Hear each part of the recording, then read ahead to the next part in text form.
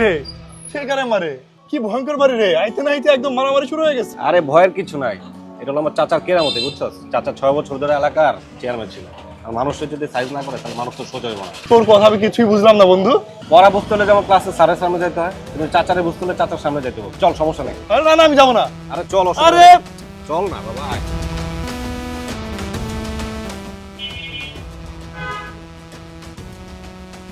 জাতি সাপের মাথায় আঘাতের পরিবর্তে আদর করলে জানটা হারানোর সম্ভাবনা থাকে। আমি তো সেগুলো করব। চেয়ারম্যান সাহেব, এবারের মতো আমাকে মাফ করে দেন চেয়ারম্যান সাহেব। একটা সাধারণ ক্ষমা অনেক বড় ভুলের কারণ হতে পারে।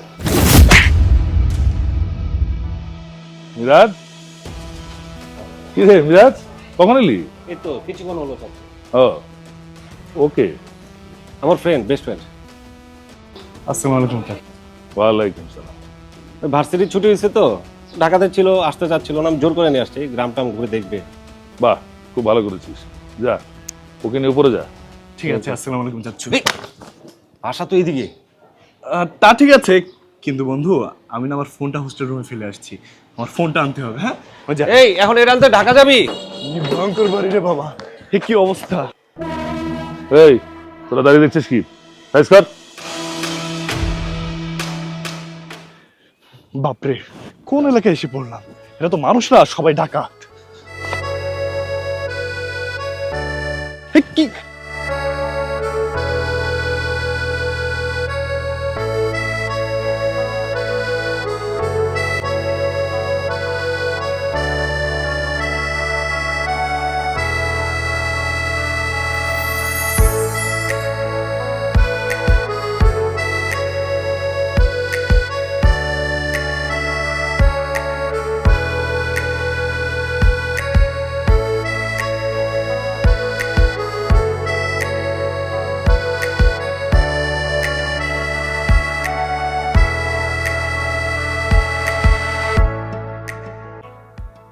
ও এই বাড়িতে ঢুকলো কেন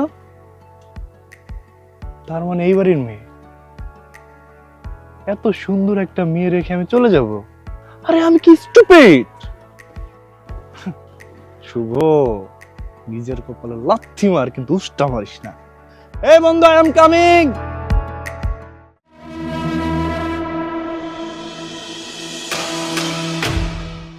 কি রে মিরাজ?